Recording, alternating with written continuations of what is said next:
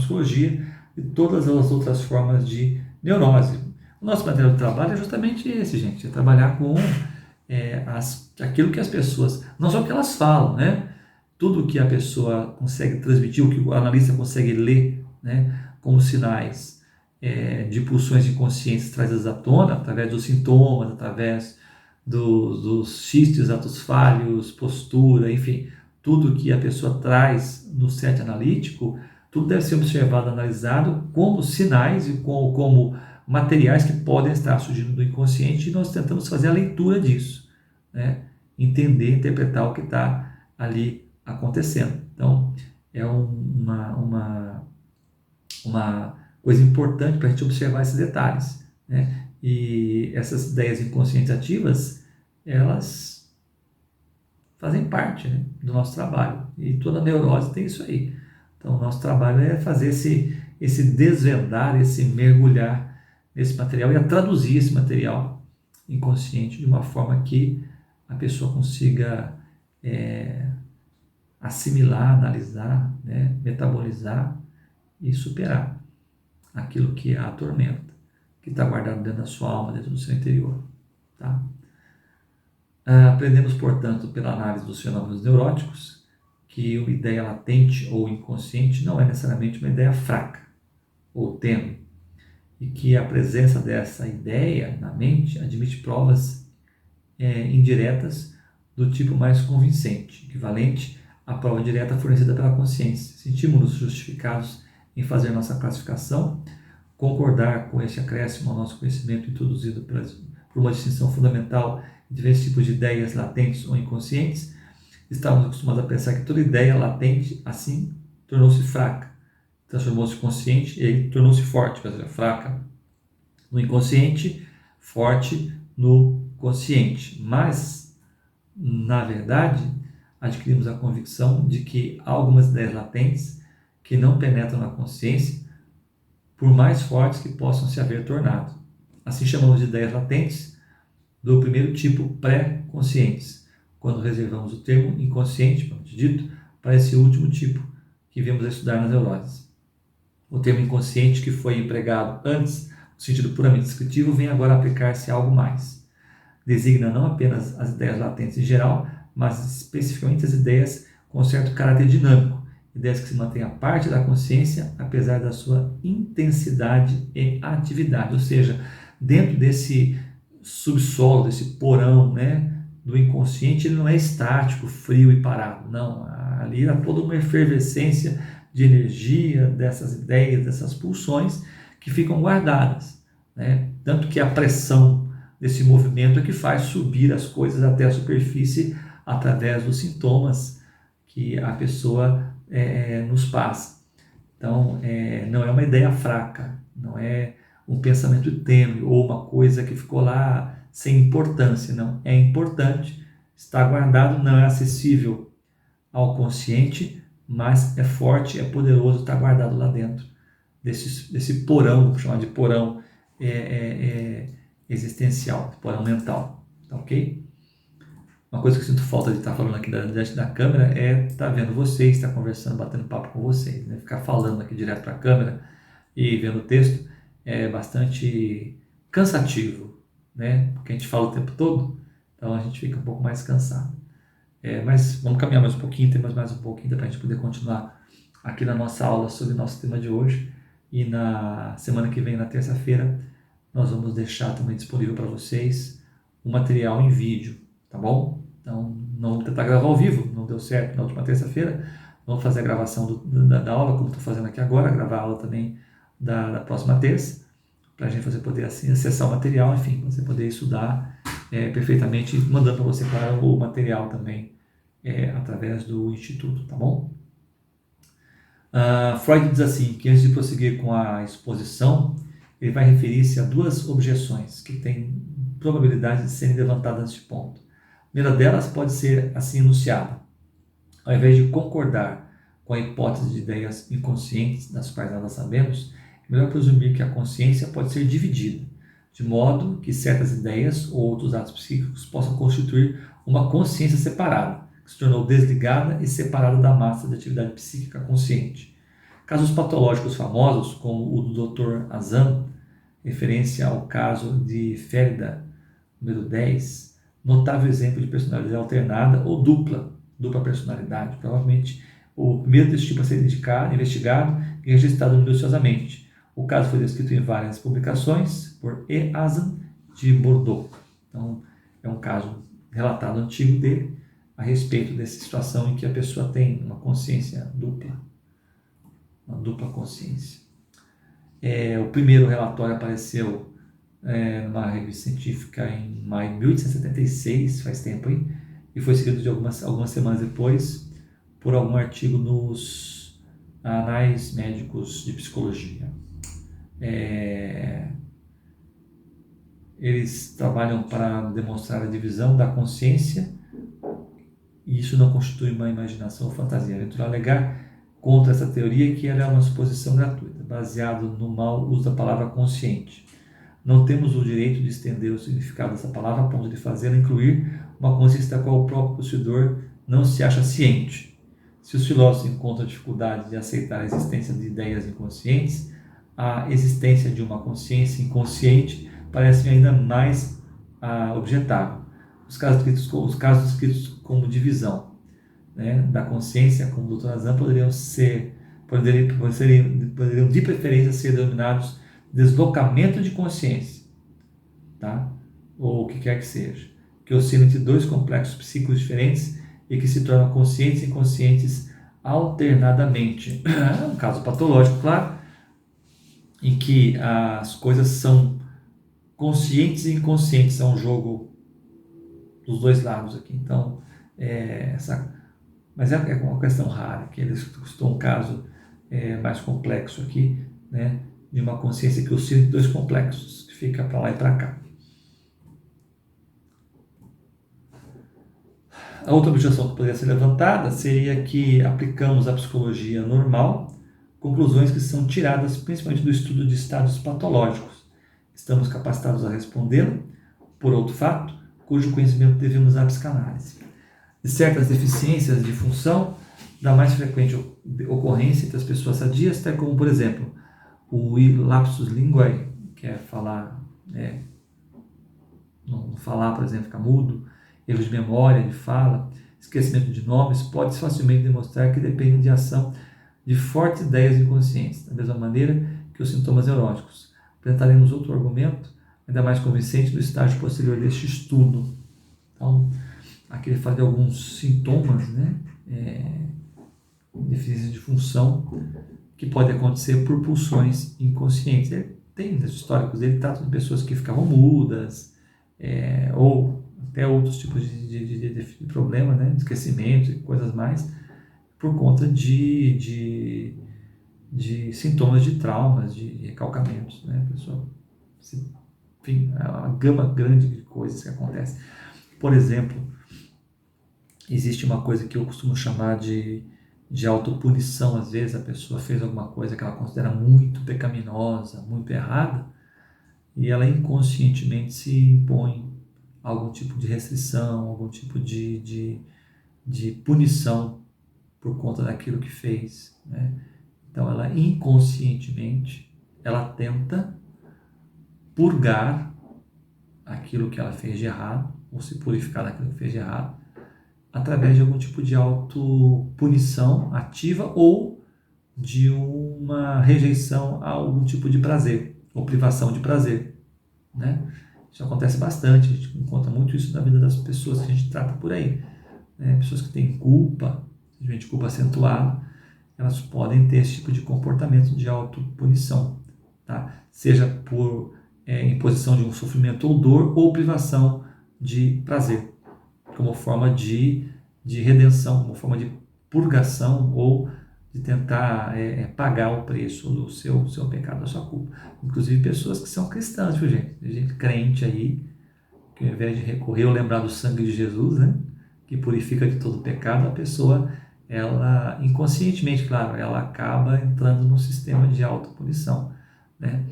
Um exemplo que eu dou para vocês, um caso que eu atendi faz um bom tempo, de um homem que havia tido um caso não chegou a ser nenhum caso assim, fisicamente, né, sexualmente extraconjugal. Teve um flerte, uma envolvimento afetivo com uma outra pessoa, né? Não chegou a ser sexual. Mas aquilo, um rapaz crente, muito crente e tal, e aquilo foi tão forte para ele, foi tão terrível para ele ter tido esse tipo de ação, de envolvimento, que ele tinha dificuldade de entender, de se perdoar por ter tido esse tipo de comportamento, que para ele era absurdo e tal, mas ele acabou caindo nisso. E o que aconteceu? Ele, depois de não muito tempo depois disso acontecer, ele ficou com câncer de próstata, né? Câncer de próstata. E fez cirurgia, tudo, mas qual foi a sequela? Qual foi a sequela? Ele teve um problema com impotência, né? Com uma forma de quê? Analisando o caso, a gente viu que tudo aquilo, desde o câncer, tal, foi de uma certa forma, um mecanismo de autopunição pelo que ele havia feito, né? Castração do prazer, né? Castração daquilo. Claro, ele foi tratado, ele tratou inclusive clinicamente da questão e depois ele se recuperou, graças a Deus, ele está bem, né? Mas no momento ele passou por isso, por uma questão de autopunição. E a gente que é ligado à questão religiosa, a maior parte de nós somos cristãos, especialmente a maior parte é ligada à igreja, a gente tem uma tendência a esse tipo de coisa, né? Mesmo conhecendo a graça, tal, no inconsciente nosso a ideia da punição, do castigo, né, é muito forte e a gente acaba muitas vezes caindo nesse mesmo erro, tá? Então é uma coisa interessante para a gente conversar no momento posterior, claro, né? Quando estivermos ao vivo na classe, passando esse tempo todo de quarentena, a gente vai voltar a conversar sobre esse assunto que eu acho bastante interessante para nós. Tá ok? Continuando o texto aqui. Pela diferenciação de ideias pré-conscientes e inconscientes, somos levados a abandonar o campo da classificação e formar uma opinião sobre as relações funcionais e dinâmicas na ação psíquica. Encontramos uma atividade pré-consciente que passa para a consciência sem dificuldade e uma atividade inconsciente que assim permanece e parece achar-se isolada da consciência. Eu falei no começo para vocês, consciente, pré-consciente, inconsciente. Não passa, o pré-consciente faz o filtro, então o que passa daqui para cá passa de forma cifrada, de forma sintomática e não clara, nunca consciente, nunca explícita, sempre recalcado, sempre preso lá embaixo. Ora, se nós sabemos se esses dois modos de atividade psíquica são idênticos ou essencialmente divergentes desde o início, mas podemos perguntar por que devem tornar-se diferentes no decorrer da ação psíquica. Essa última questão a psicanálise fornece uma resposta clara e firme. Não é de modo algum possível que ao produto da atividade inconsciente penetrar na consciência, mas para que esta tarefa aconteça, é necessária uma certa quantidade de esforço. Quando tentamos realizá-la em nós próprios, damos conta de uma sensação distinta de repulsão, que tem de ser dominada. Quando a produzimos num paciente, obtemos os mais indiscutíveis sinais de que chamamos de sua resistência a ela. Assim aprendemos que a ideia inconsciente acha-se excluída da consciência por forças vivas que se opõem à sua percepção, embora não objetem a outras ideias, as pré-conscientes. A psicanálise não deixa campo para dúvida de que a repulsão das ideias inconscientes só é provocada pelas tendências incluídas na essência destas. A teoria mais provável de que pode ser formulada nesse episódio, no nosso conhecimento, é a seguinte: a inconsciência é uma fase regular e inevitável nos processos que constituem a atividade psíquica. Todo ato psíquico começa com um ato inconsciente e pode, de uma maneira assim, continuar a evoluir para a consciência, segundo encontra resistência, a palavra-chave aqui é resistência ou não. A distinção entre atividade pré-consciente e inconsciente não é primária, mas vem a ser estabelecida após a repulsão ter surgido. Somente então a diferença entre ideias pré-conscientes, que podem aparecer na consciência e reaparecer a qualquer momento, e ideias inconscientes, que não podem fazê-lo, adquire um valor tanto teórico quanto prático. Uma analogia grosseira, mas não inadequada, é a suposta relação da atividade consciente com a inconsciente, que poderia ser traçada como campo da fotografia comum. Aqui eu uso o termo fotografia, claro, lembrando que nós estamos aqui no início do século XX, há mais de 100 anos atrás, e se usava equipamentos de fotografia aqui, nós não temos mais hoje. A maior parte da nossa classe lembra um pouco de algumas coisas assim, tipo filme, né, de câmera. Você lembra disso, né? Eu lembro, eu sou jovem ainda, você também se lembra, tenho certeza. Né? A fotografia é o negativo. Né? Toda imagem fotográfica tem que passar pelo processo negativo, e alguns desses negativos que se saíram bem no exame são admitidos no processo positivo, que termina num belo retrato, uma bela foto. Tá? Mas a distinção entre atividade pré-consciente e inconsciente é o reconhecimento da barreira que as mantém apartadas e não são o último ou mais importante resultado da investigação psicanalítica da vida psíquica. Existe um produto psíquico encostando nas pessoas mais normais e, contudo, apresenta uma analogia muito marcante com as mais grandes produções da sanidade e não foi mais inteligível aos filósofos que a própria insanidade. E viram os sonhos. Aqui eu vou falar um pouco daqui a pouco sobre os sonhos, mas voltando ao filme, né, que quando você vê o negativo, ele tem uma imagem escurecida, sem muita clareza. Né? Uma vez feito o processo de revelação, vem à tona as cores, a imagem que foi guardada ali naquele negativo. Então, existe essa imagem distorcida, não clara, que fica lá dentro, guardada. Ela pode ser revelada, se ela for boa, for bonita, ou pode ficar obscurecida lá embaixo também.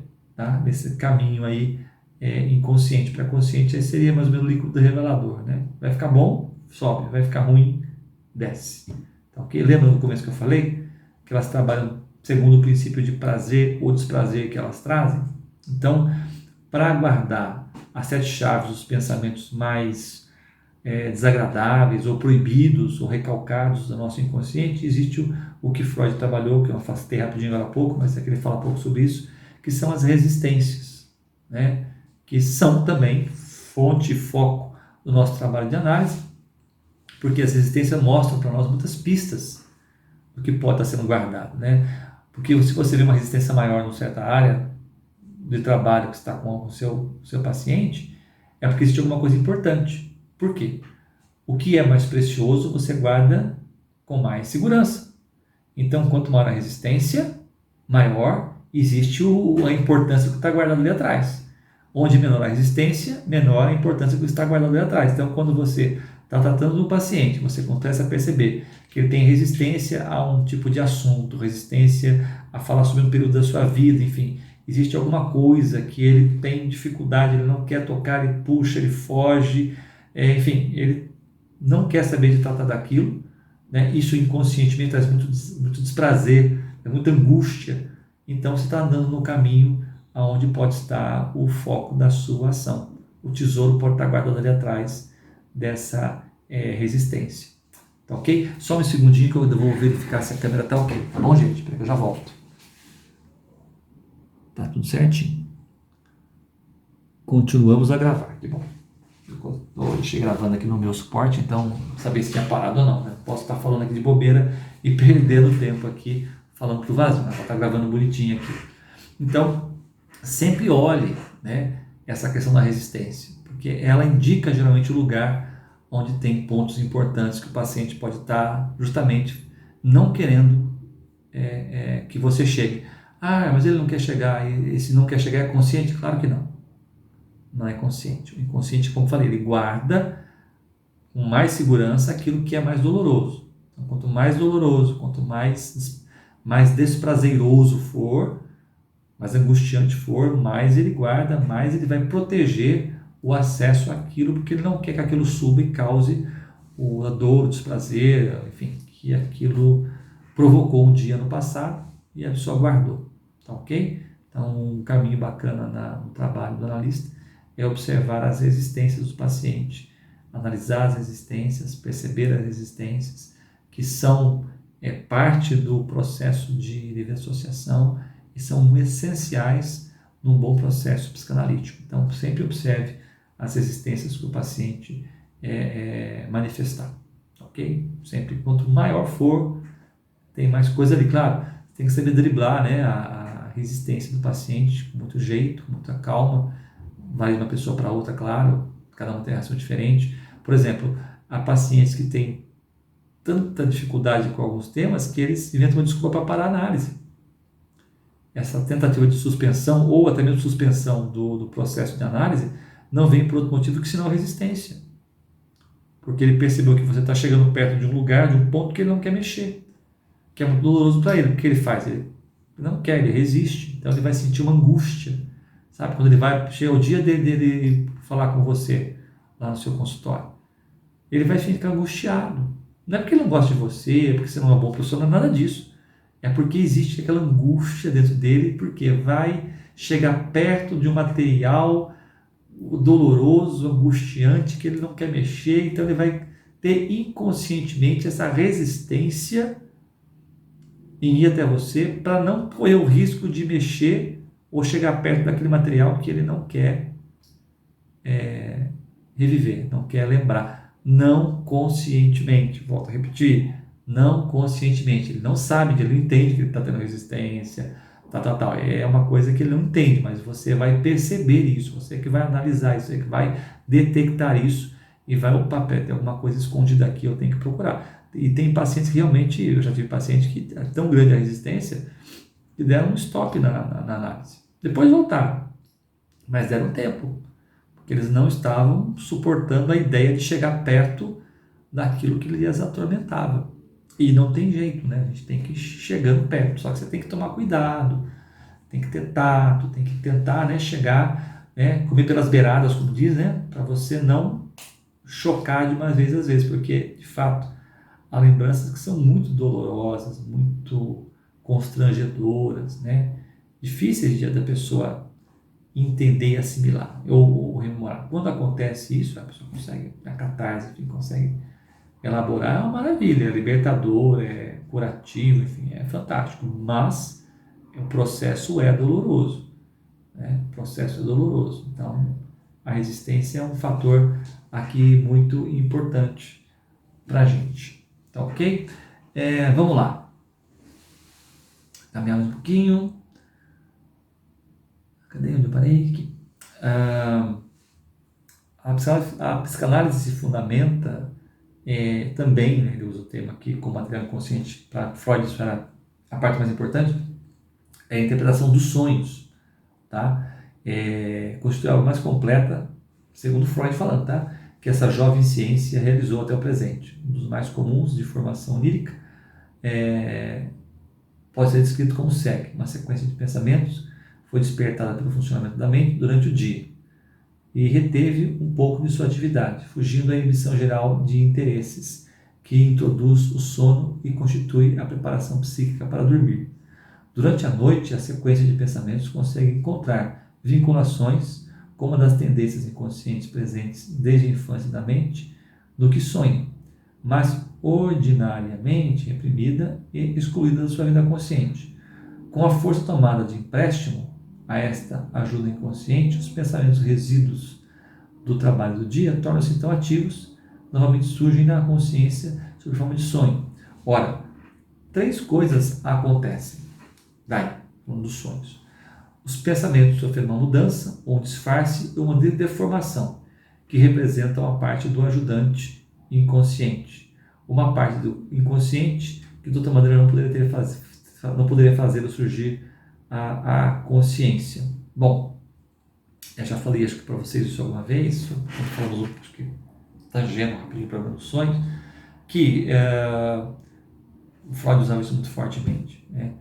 Que o material inconsciente subia, né, ao consciente à noite durante o estado de vigília do sono, aonde você tem um estado de relaxamento, aonde o material do seu dia, as expressões, emoções do seu dia, elas ficavam retornando à sua mente ali durante o sonho e ficavam ali trabalhando, enfim, aquele material. E parte desse material que surgia no meio desses impressões do dia recente que você viveu, eram materiais que não tinham a ver com o dia recente que você viveu, mas material inconsciente que subia à superfície do consciente, só que não de forma clara, mas sempre de forma simbólica, tá ok? Sempre de forma simbólica, sempre como um símbolo, tá? Então é importante você lembrar disso. Sempre Freud fala disso como uma coisa simbólica. Então o sonho, ele vem como? Claramente não é simbólico, tá? Então eu sonhei que estava de repente no alto de uma montanha tão bonita, tão estrelinha, de repente eu pulei e saí voando, né? E aquilo me deu uma alegria, um prazer enorme, tal, tal, tal. Então você vai analisar esse voo, tem até no livro, né, na parte sobre interação de sonhos, Freud coloca lá umas dicas de significado de certos sonhos já. Então você pode ver isso. Nas obras de Freud tem isso aí, interessante até, né? Ele fala do significado desse tipo de sonho, ou sonhar com, sei lá, com animais, com fuga, com estrada, com cair de algum lugar, isso é muito comum. Então tem a ver com pulsões, não só das coisas do dia, elaborações do dia, no momento do sonho, mas também material que sobe de forma cifrada, de forma camuflada do inconsciente para o consciente por meio do sonho. Consciente que eu falo assim, esse momento dos sonhos, dos quais alguns você lembra e alguns você não lembra, tá? A segunda parte, os pensamentos ocuparam a consciência numa ocasião em que não deveriam.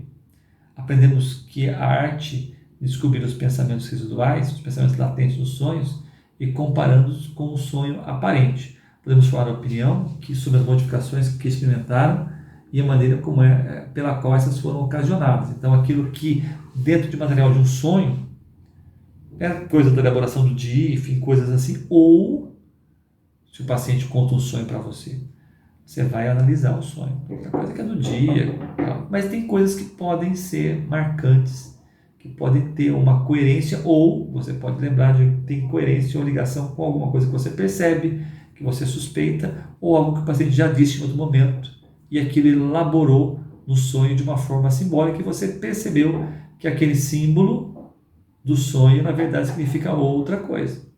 Tá certo? Então, é uma coisa interessante, uma sacada interessante. Tá?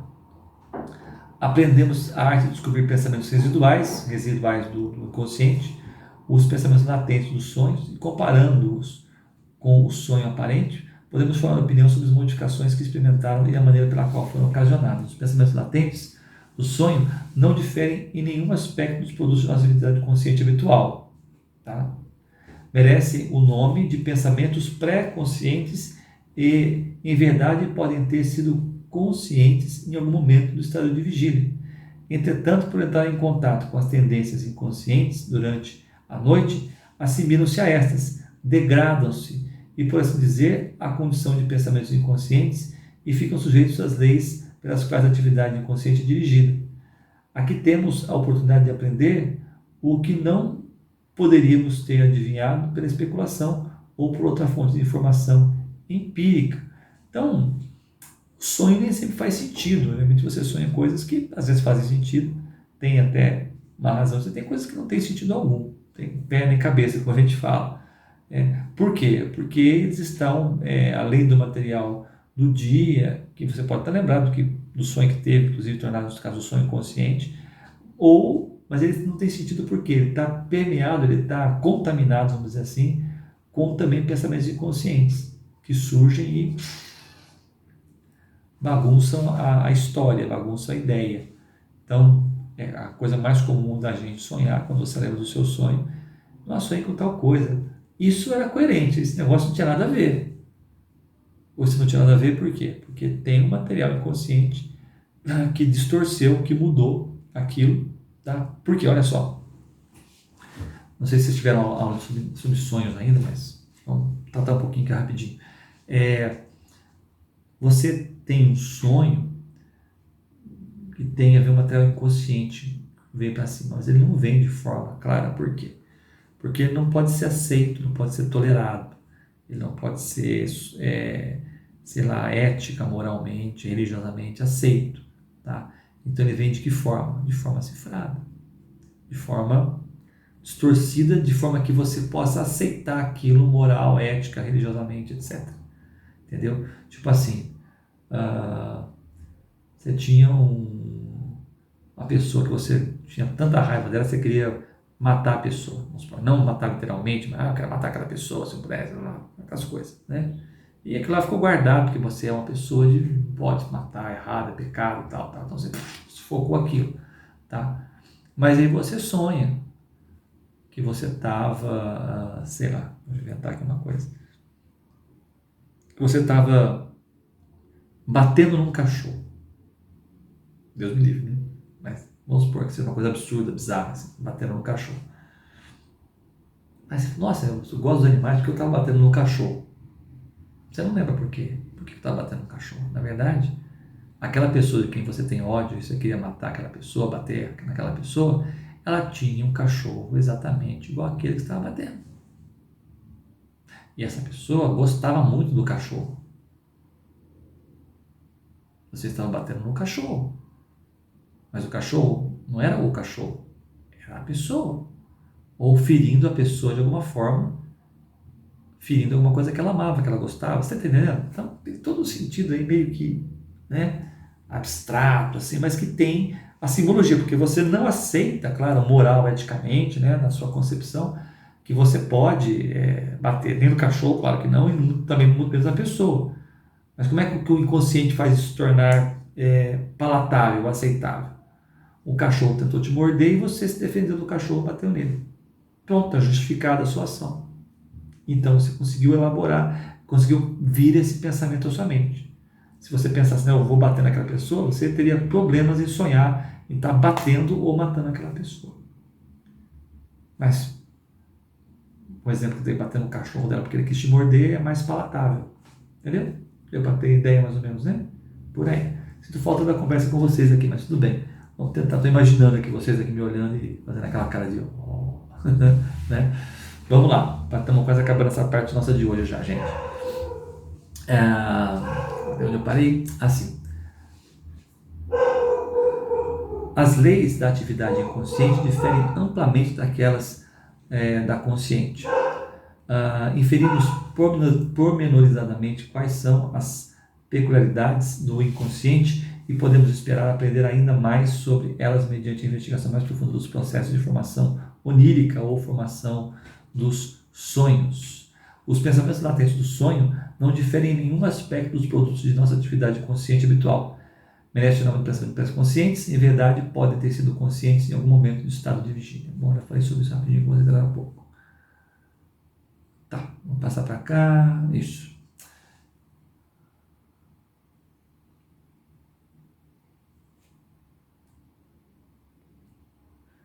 Nesse momento aqui, nessa parte, nós estamos vendo ele entrando um pouco na parte de formação onírica ou na interpretação